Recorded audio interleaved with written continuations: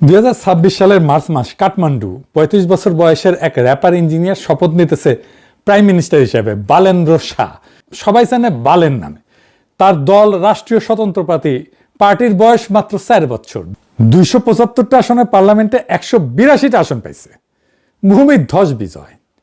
নেপালে সেই ৩ বুড়া কেপি ওলি, শের বাহাদুর দেউবা আর পুষ্পকমল দাহাল, যারা ২ দশক ধরে চেয়ার খেলা খেলতেছিল, বালেন তাদের ধুলায় মিশাই দিচ্ছে।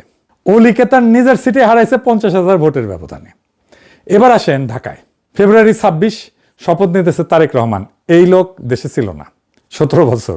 বর্ষা বিপ্লবের সাথে যার কোনো সম্পর্ক নাই, জুলাই অভ্যুত্থানে যার পা কখনো রাস্তায় পড়ে নাই, সে এখন বাংলাদেশের প্রাইম মিনিস্টার। আর জুলাই অভ্যুত্থানের সন্তান এনসিপি ৩০টা আসনে লড়াই করছে, জিতছে মাত্র ৬টায়। এটা একটা ঐতিহাসিক ট্র্যাজেডি। ২ দেশেই ছাত্ররা সরকার ফেলছিল, ২ দেশেই ছিল দুর্নীতি, বেকারত্ব, স্বৈরশাসন, জনতার ক্ষোভ। ২ দেশেই রক্ত দিচ্ছে তরুণরা। কিন্তু একটা দেশে তরুণরা রাষ্ট্র ক্ষমতা নিছে, আর একটা পুরাতন বন্দোবস্ত ফেরত আসছে পিছনের দরজা দিয়ে। আরো বেপরোয়া, আরো বর্বর হইয়া। কেন? আশ্চর্যের কথা হইলো এই প্রশ্নটার উত্তর কেউ দেয় নাই। কোনো সেমিনার নাই, কোনো আলোচনা নাই, এমনকি এনসিপি নিজেও এটা নিয়ে কোনো গোল টেবিল বসায় নাই, যেন কিছুই হয় নাই, যেন বিপ্লবের কোনো মূল্যই নাই। এভাবেই যেন কোনো কিছু না বদলানোরই কথা ছিল। আজকে আমি 2 দেশের ছাত্র আন্দোলন, ছাত্র নেতৃত্ব, তাদের কৌশল, তাদের কাজের পদ্ধতি সব গভীরে গিয়ে তুলনা করব। পরতে এটা একটা দীর্ঘ আলাপ, কিন্তু করতেই হইতেছে। কারণ এই বিশ্লেষণ না বুঝলে আগামীর 5 বছরের বাংলাদেশ বুঝতে পারবেন না। আগে বুঝে নেই নেপালে ঠিক কি ঘটেছিল। নেপালের গল্প বুঝতে হইলে একটু পেছনে যাইতে হবে। ২০০৮ থেকে ২০২৫, মাত্র ১৭ বছরে নেপালে 14টা সরকার, 8 জন প্রধানমন্ত্রী। কোন সরকার 5 বছর টেকে নাই। 3 জন বুড়া নেতা, ওলি, দেউবা আর দাহাল, পালা করে চেয়ার বদল করত।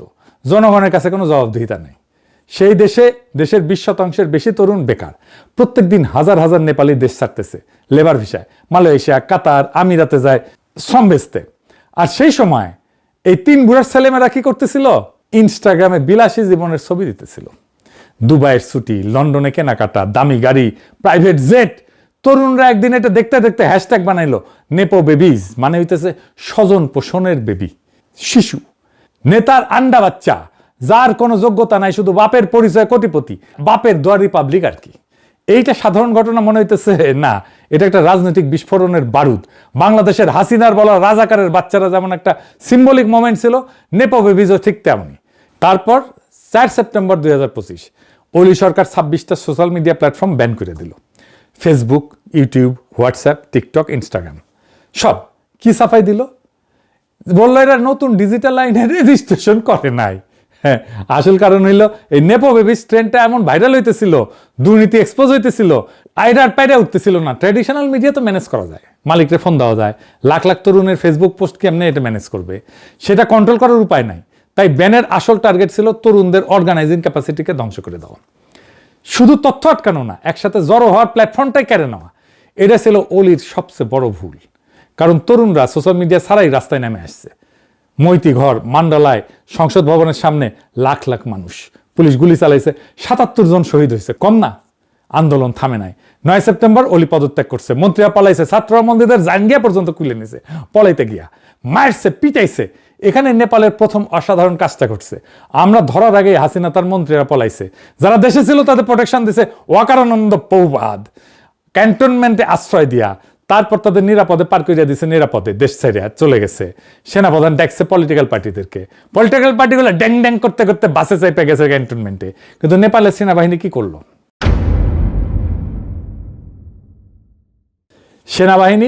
সেনাপ্রধান গেছে আন্দোলনকারীদের সংগঠন হামি নেপালের কাছে, জিজ্ঞেস করছে তোমরা ইন্টারিম নেতা হিসেবে কাকে চাও? সেনাপ্রধান জিজ্ঞেস করতেছে, নিজে কাউকে বসাই দিতেছে না। নিজের তত্ত্বাবধায়ক সরকারের প্রধান কে হবে সেটা মিটিং করে ঠিক করতেছে না। বুকে পাথর চাপা দিয়া প্রফেসর ইউনূসের মতো কাউকে মাইনা নিতেছে না। বরং ছাত্রদের কাছে প্রশ্ন রাখতেছে তোমরা কাকে চাও? এটাই জনগণের সার্বভৌমত্বের কাছে নত হওয়া। নেপালের সেনাপ্রধান সেটা করছে, বাংলাদেশের সেনাপ্রধান সেটা করে নাই। নেপালের সেনাপ্রধান পতিত শাসকের কোন লেসপেন্সারকে রক্ষা করে নাই। নেপালের আন্দোলনকারীরা তারপর কি করলো? তারা গেল ডিসকর্ডে। ডিসকর্ড কি জানেন না?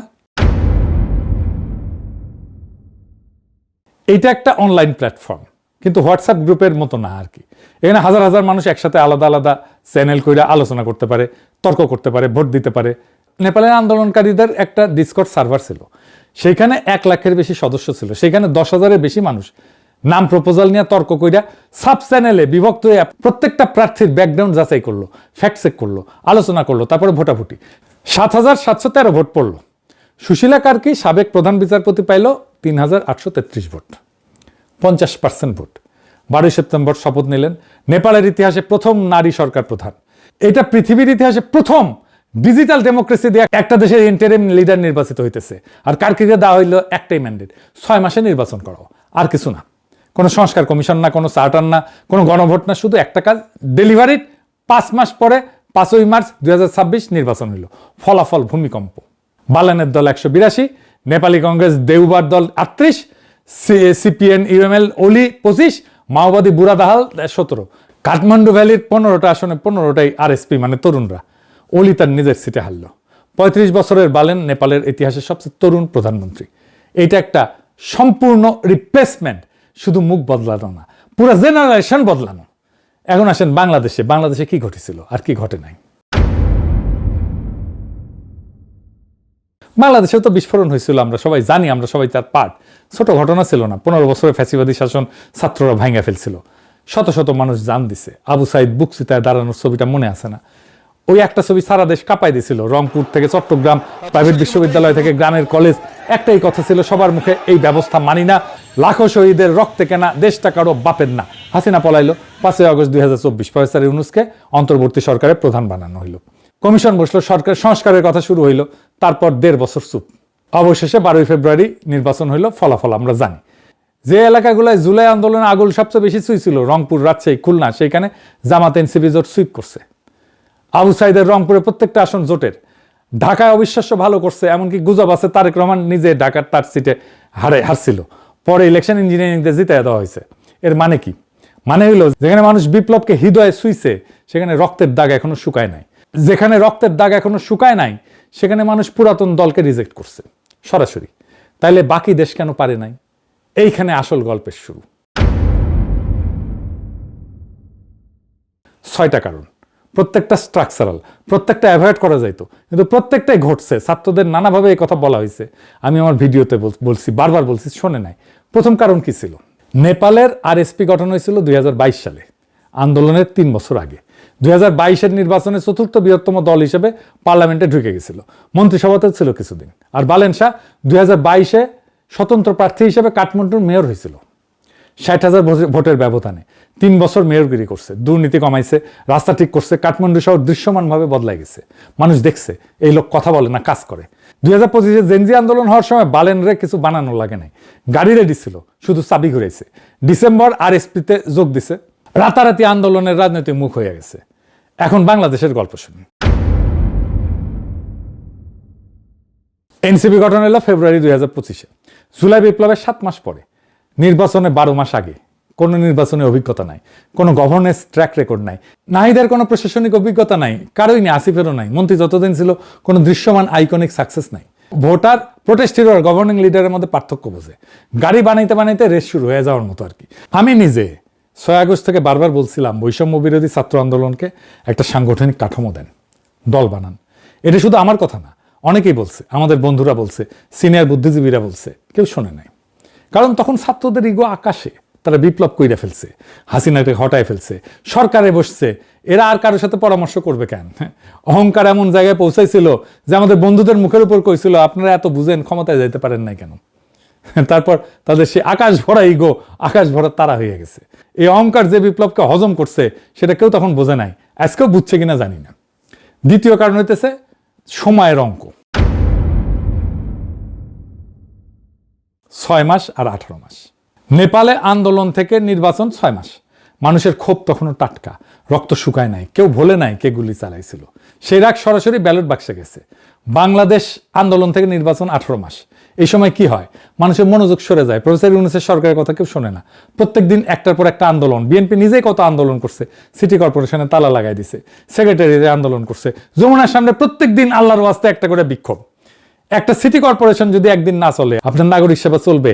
নগর তো স্তব্ধ হয়ে যাবে। গভর্নেন্স ফেল করছে। মানুষ তখন আর বিপ্লবের কথা ভাবে না, পেটের কথা ভাবে, গভর্নেন্সের কথা ভাবে, নিরাপত্তার কথা ভাবে, রাস্তায় শৃঙ্খলার কথা ভাবে। আইন শৃঙ্খলার অবনতি হইতেছিল, অন্তর্ঘাত তো চলছেই, হাদিকে খুন করলো।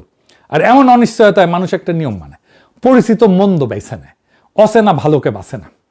এইটা বাংলাদেশের মানুষের দোষ না, এটা মানুষের স্বাভাবিক মনস্তত্ত্ব। এইটারে কয় লস অ্যাভারশন বা ক্ষতি এড়ানো। মনে যখন ভয় থাকে যে সব হারাইবো, তখন কমপক্ষে আগেরটা তো চেনা, ওর দুঃশাসন তো দেখছি, তো সেই দুঃশাসন তো আমি সহ্য করতে পারছি, তো এর চাইতে তো আর খারাপ হবে না, এই লজিক কাজ করে। যদিও একটা সতর্কতা, বিএনপি বিপ্লব বিরোধী শক্তি না, ইলেকশনে বিপ্লব পক্ষের যে সমস্ত শক্তি লড়াই করছে তারাই জিতছে। যদিও আমরা সবাই দেখতেছি বিএনপি জুলাইকে ধারণ করে না, ইলেকশন আগে হইলেও সম্ভবত বিএনপি জিততো, তবে ছাত্ররা বেটার পজিশনে থাকতো, আরো আসন বেশি পাইতো। এইবারের তৃতীয় কারণ, বিএনপির অর্গানাইজ সাবোটাজ। বিএনপি শুধু অপেক্ষা করে নাই, বিএনপি সক্রিয়ভাবে অন্তর্বর্তী সরকারকে ব্যর্থ করছে, সক্রিয়ভাবে কাউন্টার রেভলিউশনারি কাজ করছে। কি কি করছে বিএনপি? আগেও বলছি, ঢাকা সিটি কর্পোরেশন অচল করে রাখছে, সচিবালয় আন্দোলন করছে, প্রত্যেকদিন একটা ইস্যু, প্রত্যেকদিন একটা জ্যাম। এখন একটা জায়গায় দেখেন নির্বাচনের পরে এইসব আন্দোলন কোথায় উদা হয়ে গেছে, একটাও নাই, জাতিগুলোর মতো উড়ে গেছে। কারণ আন্দোলনগুলো কখনোই জনগণের দাবির আন্দোলন ছিল না, বিএনপি করতো। এগুলো ছিল ইউনিট সরকারকে ডিস্টেবিলাইজ করার টুল। 2 নাম্বার, স্থানীয় সরকার নির্বাচন আটকাই দিছে। প্রফেসর ইউনূস স্থানীয় সরকার নির্বাচন দিতে চাইছিল, বিশ্ববিদ্যালয় ছাত্র সংসদ নির্বাচন দিতে চাইছিল, বিএনপি হইতে দেয় নাই। আওয়ামী লীগের চেয়ারম্যান মেম্বার সবাই পালাইছে, স্থানীয় সরকার তো এরাই চালাইতো। তৃণমূলের রাজনীতি, সমাজের নিয়ন্ত্রণ, ছোটখাটো বিচার সবাই তার হাতে ছিল। সেই পুরা স্ট্রাকচার ভেঙে পড়ছিল। নতুন লিডারশিপ দরকার ছিল, নতুন মুখ দরকার ছিল, নতুন শক্তি দরকার ছিল, বিএনপি সেটা হইতে দেয় নাই। কেন? কারণ স্থানীয় নির্বাচন হইলে কি হইতো? জামাত এনসিপির মাঠ পর্যায়ে একটা বেস তৈরি হইতো, ইউনিয়ন পরিষদ, পৌরসভা, উপজেলায় নতুন মুখ আসতো যারা বিপ্লবের পক্ষের। ছাত্র সংসদ নির্বাচন হলে কি হইতো? বিপ্লবের পক্ষের ছাত্ররা একটা ইনস্টিটিউশনাল ভিত্তি পাইতো। ব্যাপারটা কেমন হইতো সেটা ছায়া তো আমরা দেখছি, ডাকসু, রাকসুতে শিবিরের বিজয় থেকে। সেটা যদি পুরা দেশের ইউনিয়নে হইতো, কি হইতো ভাবেন? বিএনপি এটা জানতো। তাই ইন্টারমিডিয়েট ইনস্টিটিউশন তৈরির আগেই জাতীয় নির্বাচন চাইতেছিল। সিভিল মিলিটারি ব্যুরোর কাছে ভয় পেয়ে গেছে যে এইখানে Awami League, BNP, India West এক হয়ে গেছে, এই রে ব্যাপার বুঝি জামাতে ইসলাম ক্ষমতায় চলে আসলো। বিএনপির তো একটা ক্যাডার নেটওয়ার্ক আছে, তার সাথে আওয়ামী লীগের মাঠের কর্মীরা যুক্ত হয়েছে। ছাত্রলীগ, যুবলীগ সব বিএনপিতে ভিড়ে গেছে। আমিও দেখাইছি অনেক ভিডিওতে, বিএনপির ক্যাম্পেইন করতেছে, নিজেরাই বলতেছে আমরা আওয়ামী লীগ, এখন বিএনপি হয়েছি। সকল বাংলাদেশের আনাচে কানাচে যত শ্রমিক আছে তাদের ন্যায্য অধিকার সফল হোক। আমরা চাই নিজেদের নয়, আমরা চাই অধিকার, অধিকার, অধিকার। জয় বাংলা। ধন্যবাদ, ধন্যবাদ। বাংলাদেশ জিন্দাবাদ, জাতীয়বাদী। এই বিএনপির মাঠের লোকের অভাব হয় নাই, ইউনিয়ন পর্যায়ে সংগঠন আছে, কিন্তু 1 বছর পুরনো এনসিপির সেটা নাই। এটা একটা ক্লাসিক কাউন্টার রেভলিউশনারি কৌশল। এটা আমার কথা না, ইতিহাসে বারবার এটা দেখাইছে। বিপ্লবের পরে 2টা জিনিস একসাথে রেস করে, এক নতুন শক্তির ইনস্টিটিউশন বিল্ডিং, 2 পুরানো শক্তির কামব্যাক। যে আগে শেষ করে সেই জেটে। 2 শক্তির কাজ কি? স্থানীয় নির্বাচনে জিতে বেস বানানো, ছাত্র সংসদের নিজে ক্যাম্পাস দখল করা, মাঠে ক্যাডার তৈরি করা, এটা সময় লাগে। পুরোনো শক্তির কাজ কি? এই বেস বানানোর আগেই জাতীয় নির্বাচনে নিয়ে যাওয়া, যেখানে তাদের আগে থেকে থাকা 35 বছরের নেটওয়ার্ক কাজ করবে। বিএনপি ঠিক এইটাই করছে। ইন্টারমিডিয়েট ইলেকশন সব আটকাইছে, স্থানীয় নির্বাচন না বলছে, ছাত্র সংসদ না বলছে, জাতীয় নির্বাচনের দিকে ঠেলা দিছে। মানে বিপ্লবের শক্তিকে শিকড় গজনের সময় দেয় নাই, গাছ বড় হওয়ার আগে উপড়ে ফেলছে। এটা কাউন্টার রেভলিউশন, সামনে থেকে লড়াই না, সময়কে অস্ত্র বানায়। ফ্রান্সে 1789 সালে বিপ্লব হইল, জনগণ রাজতন্ত্র উৎখাত করলো, কিন্তু বিপ্লবীরা নিজেদের মধ্যে বিভক্ত হয়ে গেল। নতুন কাঠামো দাঁড় করানোর আগে ক্ষমতার লড়াই শুরু হলো। ঠিক সেই বিশৃঙ্খলার মধ্যে নেপোলিয়ান ঢুকে পড়লো। সে বলল আমি শৃঙ্খলা আনবো, স্থিতিশীলতা আনবো, শান্তি আনবো। ক্লান্ত মানুষ মেনে নিল, বিপ্লবের ফসল তুললো পুরনো ধাঁচের একজন শাসক। বাংলার লুথার কিং দেশে ফিরে একই কথা কইছিল, নিরাপদ বাংলাদেশ করবে, তাই না? একই সিস্টেম, একই টেমপ্লেট। মিশরে 2011-তে তাহরির স্কোয়ারে লাখো তরুণ হোসেনি মোবারককে হটাইলো, তারপর নির্বাচন হইল, মুরসি জিতলো। কিন্তু পুরনো সেনাবাহিনী, পুরনো আমলাতন্ত্র, পুরনো ব্যবসায়ী গোষ্ঠী, এরা সবাই মিলে মুরসিকে অচল করে দিল। তারপর সিসি আসলো, সামরিক অভ্যুত্থান হইল, আর বলল আমি স্থিতিশীলতা। তাহরির স্কোয়ারের তরুণরা তারা আজ কারাগারে, নির্বাসনে অথবা নীরব। প্যাটার্নটা বুঝতে পারছেন? বিপ্লবের পরে পুরনো শক্তি কখনো সামনে থেকে লড়ে না, তারা অপেক্ষা করে, বিপ্লবীদের বিভক্ত হইতে দেয়, ক্লান্ত হইতে দেয়, ভুল করতে দেয়, তারপর স্থিতিশীলতার মুখোশ পইরা ফিরে আসে। বাংলাদেশে বিএনপি ঠিক এই কাজটাই করছে, শুধু সামরিক অভ্যুত্থানের বদলে নির্বাচনী পথে। তারেক রহমান স্থিতিশীলতার কথা বলছে, শান্তির কথা বলছে, ক্লান্ত দেশের মানুষ মাইনা নিছে। এরপর 4 নম্বর কারণ, বিএনপি 209 আসন পাইল কিভাবে? আওয়ামী লীগ তো নিষিদ্ধ, তাহলে এই ভোটগুলা কোথায় গেল? উত্তরটা আপনাদের জানা। পুরানো বন্দোবস্তে প্রত্যেকটা স্তম্ভ বিএনপির পিছনে সারিবদ্ধ হয়ে গেছিল। 1 নম্বর স্তম্ভ আমলাতন্ত্র, ব্যুরোক্রেসি। হাসিনা 15 বছরে যে প্রশাসন তৈরি হয়েছে, ডিসি, ইউনো, পুলিশ, নির্বাচনের কর্মকর্তা, এরা সব পুরনো ব্যবস্থার লোক। এদের জন্য বিএনপি মানে সিস্টেম কন্টিনিউশন, জামাত এনসিপি মানে সিস্টেম ডিসরাপশন। জামাত এনসিপি আসলে কি হবে? দুর্নীতির বিচার হবে, ব্যাংক লুটেরাদের হিসাব চাওয়া হবে, প্রশাসনে জবাবদিহিতা আসবে, ব্যাংকগুলো থেকে পাচার হয়ে গেছে ফেরত দিতে হবে সেগুলো। কিন্তু বিএনপি আসলে পুরনো খেলা চলবে, শুধু মুখ বদলাবে। তাই হইতেছে কিনা বলেন? এই জন্যই আমলাতন্ত্র বিএনপির পাশে। আমরা পুলিশ লীগের অবসান চাইছিলাম না, এখন আইসা বলে আমি জাতীয়তাবাদী আদর্শের সৈনিক। শুনেন, বিগত ফ্যাসিস্ট আমলের 18 বছর একের পর এক পদবঞ্চনা, অপমান, বৈষম্য আর মানসিক নির্যাতনের শিকার হয়েছি, কিন্তু শত প্রতিকূলতার মধ্যেও আমি জাতীয়তাবাদী আদর্শ থেকে এক চুলো বিচ্যুত হইনি। শুনেছেন? তাহলে বদলাইল কি? এবার আসেন 2 নম্বর স্তম্ভ, সেনাবাহিনী, পুলিশ, র্যাব। জুলাই অভ্যুত্থানে সেনাবাহিনী, পুলিশ, র্যাব এদের অনেকের হাতে মানবতা বিরোধী অপরাধের রক্ত লাগিছে, নিরস্ত্র মানুষের উপরে গুলি চালানো হয়েছে। তার আগে গুম খুনের অভিযোগ তো আছে সেনাবাহিনীর জেনারেলদের বিরুদ্ধে। এই অপরাধের বিচার হইলে কারা কাঠগড়ায় দাঁড়াবে? এদের কর্তা ব্যক্তিরা। তাই এরা বিচার হইতে দিতে রাজি না। ইউনূস সরকারকে এরা পদে পদে অসহযোগিতা করছে, আয়নাঘর পর্যন্ত ভিজিট করতে দেয় নাই। তাই তারা বিএনপির সাথে একটা আন্ডারস্ট্যান্ডিং করে ফেলছে, তোমাদেরকে আমরা ক্ষমতায় পৌঁছে দেব, তোমরা আমাদের বিচার করবা না। এখন আসেন নেপালের সাথে তুলনা করেন। নেপালের সেনাপ্রধান আন্দোলনকারীদের জিজ্ঞেস করতেছে তোমরা কাকে চাও। নেপালের সেনাপ্রধান ফ্যাসিলিটেটর, বাংলাদেশের সেনাপ্রধান ইন্টারেস্টেড স্টেক হোল্ডার। এই পার্থক্যটা শুধু ব্যক্তির না, এটা অভ্যুত্থানের মৌলিক গড়নের পার্থক্য। নেপালের সেনাবাহিনীর হাতে গণহত্যার দাগ আগে থেকে ছিল না, বাংলাদেশের সেনাবাহিনীর হাতে ছিল। 3 নম্বর স্তম্ভ কি?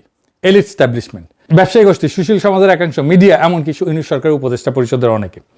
এরা ভিতরে বৈশা বিপ্লবের এজেন্ডাকে দুর্বল করছে, বিএনপির সাথে একটা ব্রিজ রেখা দিচ্ছে, সিগন্যাল পাঠাইছে আমরা তোমাদের পক্ষে আছি। নির্বাচনের পর বিএনপি এদের পুরস্কৃত করছে। এই যে খলিলুর রহমান, সে প্রত্যেকটা কন্ট্রাক্ট হয়েছে, তাদেরকে বলছে তারেক রহমানের সাথে যান, আমি নিয়ে যাইতেছি, নিয়ে গেছে। সেই জন্য তো তারা পররাষ্ট্রমন্ত্রী বানাইছে। নির্বাচনের পর বিএনপি এদের পুরস্কৃত করছে, নতুন সরকারের জায়গা দিচ্ছে। এটা গোপন কিছু না, মানুষ দেখছে কারা কারা গেছে বিএনপির গুরুত্বপূর্ণ পদে। আমি আর আলাদা করে আর নাম কইতে চাইলাম না। আর সবচেয়ে গুরুত্বপূর্ণ আওয়ামী লীগের ভোট ব্যাংক। এই ভোট ব্যাংকের বড় অংশ দিশেহারা, তারা জামাত এনসিপিকে দেখতেই পারে না। বাংলাদেশের আওয়ামী লীগ কখনো এনসিপিকে ভোট দেবে না, তারা বিএনপিকে ভোট দিতে পারে, এমনকি জামাতকে ভোট দিতে পারে, কিন্তু কখনো এনসিপিকে ভোট দেবে না। বাংলাদেশের হিন্দু সম্প্রদায় এখনো পর্যন্ত জামাতকে ভোট দেবে না, তারা যেই দলই করুক না কেন। পরে কি হবে জানি না। বিএনপি তো তাদের বলছে ধানের শীষ আপনাদের পাশে আছে। নৌকার যে কান্ডারি, যে মূল মাঝি, ও নৌকার সবগুলোকে ফেলে দিয়ে পালায় চলে গেছে, ইন্ডিয়া চলে গেছে, ঠিক না? এখন আমাদের যারা এখানে নৌকা ভরতে না সারা বাংলাদেশে, তারা তো একটু অসহায় অবস্থায় আছে, যে আমাদের মূল লোকটাই পালাই গেছে, আমরা এখন কি করবো? তো সেই জায়গায় আমি আপনাদেরকে এইটুকু আশ্বাস দিতে পারি যে আপনাকে হতাশ হবেন না, ধানের শীষ আপনাদের পাশে আছে, আমরা আপনাদের পাশে আছি। আমরা বেঁচে থাকতে আপনাদের গায়ে কেউ ফুলের টোকাও দিতে পারবে না। এরা বিএনপিতে গেছে। এখানে একটা কথা বলি, অনেকে বলে আওয়ামী লীগ নিষিদ্ধ করাটা একটা স্ট্র্যাটেজিক মিস্টেক ছিল, কারণ আওয়ামী লীগ যদি মাঠে থাকতো তাহলে আওয়ামী লীগের এই ভোট বিএনপি পাইতো না। কিন্তু আওয়ামী লীগ নিষিদ্ধ হয়, সেই ভোট কনসলিডেটেড হইয়া বিএনপিতে গেছে। আমরা তাও আওয়ামী লীগের নিষিদ্ধের পক্ষে বলছি। আমরা জানতাম আওয়ামী লীগের ভোট বিএনপিতে যাবে, গেছেও, তাহলে কেন চাইছি? কারণ আওয়ামী ভোট যে নিবে সে আওয়ামী ইন্টারেস্টের কাছে ডিপেন্ডেন্ট হয়ে যাবে। বিএনপিও গেছে, গেছে না? আওয়ামী ইন্টারেস্টের কাছে তাকে আওয়ামী নির্ভর হইতে হইছে না, আওয়ামী লীগ তোষণ করতে হইতেছে না, খালেদা জিয়ার গাড়ি বহরে হামলাকারীকে জামিন দিতে হইতেছে না, মুক্তিযুদ্ধের চেতনা হইতেছে না, আওয়ামী ন্যারেটিভ গ্রহণ করতে হইতেছে না। আওয়ামী লীগ যত বেশি মুক্তিযুদ্ধের কথা কইছে তার চেয়ে বেশি কইতেছে বিএনপি, যেন বিএনপি মুক্তিযুদ্ধের চ্যাম্পিয়ন। হ্যাঁ, ওই যে আছে না, শুনি বিবরণ কোদে তিনি কন, মারিয়া করিব খুন, বাবু যত বলে পারিষদ দলে বলে তার শত গুণ, সে শত গুণ বলে পারিষদ হইয়া। বিএনপি মুক্তিযুদ্ধের কথা। আর কি হয়েছে? এই বিএনপির হিস্টোরিক ভোট ব্যাংক বিএনপি থেকে সরে আসবে, সরে আসতেছে। জামাত এনসিপি যে ভোট পাইছে তার অর্ধেক তো বিএনপির ভোট ব্যাংকের ভোট। লং টার্মে বিএনপির ক্ষতি হবে, তাই হয়েছে, আরো ক্ষতি হবে। পঞ্চম কারণ কি? এবারে ইউনূস সরকারের দিকে তাকাই। এখানে নেপালের সবচেয়ে নাটকীয় কন্ট্রাস্ট। নেপালে অনেকে ভোটাভুটি করে, ছাত্র আন্দোলনকারী ভোটাভুটি করে অন্তর্বর্তীকালীন সরকারের প্রধান নির্বাচন করছে। বাংলাদেশে হাসিনা পালানোর পরে কি হলো? কয়েকজন ইউনিভার্সিটির টিচার, কয়েকজন ছাত্র নেতা একটা ছোট্ট গ্রুপ বসে সিদ্ধান্ত নিল প্রফেসর ইউনূস। কোনো বিস্তৃত আলোচনা নাই, কোনো গণভোট নাই, কোনো ব্রেনস্টর্মিং নাই, কোনো ডিসকর্ড নাই, কোনো পাবলিক ফোরাম নাই, একদম টপ ডাউন ডিসিশন, সেনা সমর্থিত ট্রানজিশন। ফ্যাটাল মিস্টেক এটা। একটা আন্দোলনের জন্য নেপালে হাজার হাজার মানুষ ইন্টারিম নেতা বাছাই করছে, বাংলাদেশে কয়েকজন মিলা ঠিক করে দিছে। আপনি যত বেশি মানুষকে ডিসিশন নেওয়ার টাইমে ইনভলভ করবেন তত বেশি ওন করবে তারা। ছাত্ররা যাদের সাজেশন নিয়ে সরকার তৈরি করছে তারাই সবচেয়ে বেশি সমালোচনা করছে ইউনূস সরকারে, এখনো করতেছে। গণতন্ত্রের প্রথম অরিজিন স্টোরি থেকে এই সরকার ড্যামেজড। সবচেয়ে ভয়ানক ভুল, প্রফেসর ইউনূসকে কোনো ম্যান্ডেট দেওয়া হয়নি যে আমরা কি চাই, এই তালিকাটাই তৈরি হয়নি। কার কি জানতো? একটাই কাজ, নির্বাচন। ইউনূস জানতো না তার কাজ কি, সংস্কার, নির্বাচন, শাসন, নাকি তিনটাই। উনি নিজেই বলছেন আমার কথা শুনতে হবে, পরে দেখা গেল ওনার কথা কেউ শোনে না। এমন একটা প্রশ্ন আসে, তাইলে কেন দ্রুত নির্বাচন দিয়ে চলে গেলেন না প্রফেসর ইউনূস? 6 মাসে ছেড়ে দিলেই তো হতো। কারণ হইতেছে বাংলাদেশের মানুষ বিএনপিকে বিশ্বাস করে না। বিএনপি আগেও ক্ষমতায় ছিল 2001 থেকে 6, সেই সময় দুর্নীতি, হাওয়া ভবন, তারেক রহমানের 10% গল্প, খাম্বা, হাসিনা পালানোর পরে অব্যাহত চান্দাবাজি, খুন, জখম, ধর্ষণ। বিএনপি নামা বলে এই যে এখানে 271টা খুন করছে, 81টা ধর্ষণ করছে বিএনপি এই 20 মাসে। আপনারা যখন দেখবেন তখন ব্যাটছে কিনা আল্লাহ মালুম। মানুষের এটা মনে আছে তার দুঃশাসনের কথা, মানুষ জানতো দ্রুত নির্বাচন দিলে হয়তো বিএনপি আসবে আর তাদের পরিবর্তনের প্রতিশ্রুতি রাখবে না। তাই জনদাবি ছিল আগে সংস্কার হোক, তারপরে নির্বাচন হোক। এই দাবিটা যুক্তিসঙ্গত ছিল, কারণ আমরা দেখতেছি সংস্কার যা করে গেছিল ইউনূস সরকার, কোনটাই তারা রাখতেছে না, গুম অধ্যাদেশ বাতিল করে দিছে। কিন্তু সমস্যা হলো সেই সংস্কার করার সক্ষমতা ইউনূস সরকারের ছিল না। কেন ছিল না? কারণ ইউনূস সরকারের উপদেষ্টা পরিষদে বসানো হয়েছিল এমন সব মানুষদের যাদের সাথে জুলাই বিপ্লবের ন্যূনতম কোনো সম্পর্ক নাই, বিপ্লবের প্রতি কমিটমেন্ট নাই, পলিটিক্যাল ক্যাপিটাল নাই, জনভিত্তি নাই, সংগঠন নাই, রাজনৈতিক পেশি নাই, পলিটিক্যাল মাসল নাই। একজন উপদেষ্টা দেখেন তো যার ফলোয়ার আছে? নাই। কারণ এরা সব টেকনোক্র্যাট, এনজিওর লোক, তার উপরে বেশিরভাগই বুড়া। প্রফেসর ইউনূস ওনার ওয়াইফের ডাক্তারকে উপদেষ্টা বানাইছেন। হ্যাঁ, চিন্তা করেন, এরা হয়তো চিন্তাশীল বা ইন্টেলিজেন্ট মানুষ, কিন্তু এক্সিকিউটর না। ফলে কঠিন রাজনৈতিক সিদ্ধান্ত নেওয়ার সময় এরা পিছায় যেত, আর এক্সিকিউট করতে গেলে হাসিনা আমলে ব্যুরোক্রেসি বাধা দিত। কারণ সেই ব্যুরোক্রেসি কোনো কারণ নাই বিপ্লব সফল করার। আর বিপ্লবের আসল শক্তি প্রাইভেট বিশ্ববিদ্যালয়ের ছাত্রছাত্রী, তরুণ নারীরা, সোশ্যাল মিডিয়া অ্যাক্টিভিস্ট, গার্মেন্টস শ্রমিক, রিক্সাওয়ালা, দিনমজুর, মাদ্রাসা ছাত্র, আলেম, এদের কাউকে কাছে টানা হয়নি। আলেমদের মামলাগুলো পর্যন্ত তোলা হয়নি সব। ইউনূস সরকার শুধু ছাত্রদের একটা অংশ আর টেকনোক্রেট দিয়ে চলছে। পলিটিক্যাল বেস ছিল অত্যন্ত সংকীর্ণ। অল্প বয়সী ছাত্ররা সরকারে গেছে, 27 বছরের নাহিদ, 26 বছরের আসিফ, এদের কাঁধে পুরো রাষ্ট্রের ভার। কোনো এক্সপিরিয়েন্স নাই, কোনো প্রোটেক্টিভ শিল্ড নাই, কোনো ইনস্টিটিউশনাল সাপোর্ট নাই, কোনো ম্যানেজারিয়াল ক্যাপাসিটি নাই।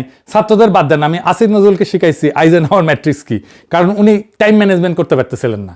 উনি কইতেছিলেন না যে সারাদিন কাজ করেন উনি, কেন সারাদিন কেন কাজ করতে হবে একজন উপদেষ্টার? এই ম্যানেজারিয়াল ক্যাপাসিটি না থাকার কারণে প্রত্যেকটা ভুল এদের নামে চলে যেত। সাধারণ মানুষ দেখছে এরা আগের চেয়ে ভালো কিছু করতে পারতেছে না, বরং উল্টা এদের নামে দুর্নীতি, চাঁদাবাজির অভিযোগ। আমি জাজমেন্ট দেবো না, কিন্তু পারসেপশন তৈরি হয়েছে তো। আর এই পারসেপশন সামলানোর কোনো ক্যাপাসিটি এনসিপির ছিল না, কারণ আমি আগেই কইছি তারা প্রোটেস্ট ছিল, গভর্নিং লিডার না। এই দুইটা সম্পূর্ণ আলাদা স্কিল সেট। এখানে আর একটা গভীর সমস্যা ছিল, ছাত্রদের একাংশের মধ্যে একটা আত্মম্ভরিত তৈরি হয়েছিল, বিশেষ করে মাহফুজের মধ্যে। তারা মনে করতো যে বিপ্লব তারাই নির্মাণ করছে, কিন্তু বাস্তবতা কি? বাস্তবতা হইলো ছাত্ররা বারুদে আগুন ধরায় দিছিল, এটাই যথেষ্ট ছিল, এটাই ঐতিহাসিক ছিল। কিন্তু সেই আগুনকে বিপ্লবের রূপ দিয়েছে সাধারণ মানুষ, রিক্সাওয়ালা, দিনমজুর, গার্মেন্টস শ্রমিক, মাদ্রাসা ছাত্র, গৃহিণী, যারা কোনো নির্দেশনা ছাড়াই রাস্তায় নেমে আসছিল। এরা তো ছাত্র নেতাদের নির্দেশে আসে নাই, নিজের তাগিদে আসছে। এটা ছিল একটা লিডারলেস এক্সপ্লোশন, এবং সেটাই ছিল এর সবচেয়ে বড় শক্তি। কিন্তু ছাত্র নেতারা মনে করলো এটা তাদের নেতৃত্বের ফসল। এই ভুল ধারণা থেকে তারা নিজেদের বিপ্লবের মালিক ভাবলো। আর মালিকানা বোধের পরিণতি কি? অন্যদের শেয়ার দিতে অনীহা, পরামর্শ নিতে অনিচ্ছা, নিজের ভুলকে অ্যাডমিট করতে অক্ষমতা। ইউনূস সরকার ব্যুরোক্রেসিকে সামলাইতে পারে নাই, যদি এটা সামলানো 1-2 এর ব্যাপার ছিল। এই টেকনোক্রেটরা ল অফ অ্যাডমিনিস্ট্রেশন বোঝে, কিন্তু পলিটিক্যাল পাওয়ার বোঝে না। পলিটিক্যাল পাওয়ার মানে কাকে ভয় দেখায়, কাকে বন্ধু বানাইতে হবে, কোথায় চাপ দিলে কোন জিনিস ব্যাড হবে, কার বিরুদ্ধে শাস্তির ভয় দেখাইলে লাইনে আসবে। এইটা বিএনপি বোঝে, আওয়ামী লীগ বোঝে, ইউনূস সরকার বুঝতো না, জামাত এনসিও বুঝে না। ফলে স্থানীয় পর্যায়ে সোশ্যাল কন্ট্রোল যেটা ভ্যাকুয়াম পড়ছিল সেটা পূরণ করছে বিএনপির ক্যাডাররা। এবার আসেন 6 নম্বর কারণ। নেপালে কোনো দলের ইনস্টিটিউশনাল গ্রিপ বাংলাদেশের মতো গভীর ছিল না। মানে প্রশাসনের মধ্যে দলের ক্যাডার ছিল না কারোই। 14টা সরকার, 8টা প্রধানমন্ত্রী হয়, কোন দল 5 বছর থেকে না, তাহলে 3টা বড় দলের মধ্যে ভোট ছড়ানো ছিল, ক্যাডার নেটওয়ার্ক দুর্বল ছিল, তাই নতুন দলের জন্য জায়গা ছিল। বাংলাদেশে আওয়ামী লীগ আর বিএনপি 56 বছর ধরে পালাক্রমে শাসন করছে। প্রত্যেক ইউনিয়নে, প্রত্যেক ওয়ার্ডে, প্রত্যেক বাজারে 2 দলের লোক আছে। ছাত্রদল, ছাত্রলীগ, বিশ্ববিদ্যালয় থেকে ইউনিয়ন পর্যন্ত একটা ফিডার সিস্টেম তৈরি করছে। এই ডুওপলি এটা ভাঙা সহজ কাজ না। আওয়ামী লীগ নিষিদ্ধ হয়, সে ভোট ব্যাংক তৃতীয় শক্তিতে না যায় বিএনপিতে কনসলিডেট করছে। দুই দেশে দুইটা আলাদা চক্র। নেপালে কাজ করছে ভার্চুয়াস সাইকেল, দ্রুত নির্বাচন, রাগ ঠান্ডা হয় নাই, ক্ষোভ ঠান্ডা হয় নাই, পুরনো দলের স্যাবোটাজের সময় নাই, রেডিমেড দল আছে, প্রুভেন নেতা আছে, ফ্র্যাগমেন্টেড পার্টি সিস্টেমে নতুন দলের জায়গা ছিল, ভোটে জিতছে। বাংলাদেশে কাজ করছে একটা ভিশাস সাইকেল। ইউনুসের কোনো ম্যান্ডেট নাই, তাকে নির্বাচন করার সময় কোনো আলোচনা হয়নি, দীর্ঘ অন্তর্বর্তী পর্ব, মানুষ বিএনপিকে বিশ্বাস করে না, কিন্তু সংস্কারের সক্ষমতা নাই, বিএনপির অ্যাক্টিভ স্যাবোটাজ, স্থানীয় নির্বাচন, ছাত্র সংসদ আটকানো, নতুন শক্তির বেস তৈরি হয় নাই, সরকারে যাওয়া ছাত্ররা গভর্নিং ইমেজ তৈরি করতে ব্যর্থ হয়েছে, আত্মম্ভরিতায় বিপ্লবের বিস্তৃত ভিত্তকে কাছে টানে নাই, সেনাবাহিনী, প্রশাসন, এলিট সবাই বিএনপির পিছনে দাঁড়াইছে, আওয়ামী লীগ নিষিদ্ধ হয়, ভোট কনসলিডেট হয়েছে, বিএনপিতে গেছে, মোমেন্টাম শেষ, পুরনো দল দিচ্ছে। এটা একটা ধারাবাহিক সেন। একটা লিঙ্ক ভাঙলেও ফলাফল ভিন্ন হইতো। তাইলে বাংলাদেশ কি হাইরা গেছে? না, বাংলাদেশের বিপ্লব হারে নাই, বিপ্লবকে হারানো হয়েছে। এটা কোনো ন্যাচারাল ফেইলিয়র না, এটা একটা অর্গানাইজড কাউন্টার রেভলিউশন। বিপ্লব শেষ হয় নাই, বিপ্লবের প্রথম অধ্যায় শেষ হয়েছে। প্রথম অধ্যায়ে আমরা ফ্যাসিবাদ উপড়াইছি, দ্বিতীয় অধ্যায়ে আমাদের নতুন রাষ্ট্র করতে হবে। দুই অধ্যায়ের স্কিল আলাদা। প্রথম অধ্যায়ে লাগছে সাহস, দ্বিতীয় অধ্যায়ে লাগবে ধৈর্য। সাহস আপনাদের ছিল আমি মানি, কিন্তু ধৈর্য থাকবে তো। দ্বিতীয় অধ্যায়ের কলম এখনো তরুণদের হাতেই আছে, কিন্তু কলম থাকলেই লেখা যায় না, ইতিহাস সেটা শিখাই দিছে। তারা কি লিখবে, নাকি কলম হাতে বিলাপ করতে করতে আর একটা কলমধারী তাদের জায়গা নিয়ে নেবে? এই প্রশ্নের উত্তর তাদেরকেই দিতে হবে। আমাদের কাজ, আমরা দেখে যাব, আলোচনা করব, ভুল দেখাই দেব, এবং যখন তারা ঠিক পথে আসবে পিছনে দাঁড়াবো, সমর্থন করব। বাংলাদেশ তো জাগতেছে। নাসিরউদ্দিন পাটোয়ারিকে দেখেন, যেখানে যাইতেছে জনসমুদ্র হইতেছে। এখন সেই সবচেয়ে জনপ্রিয় তরুণ নেতা।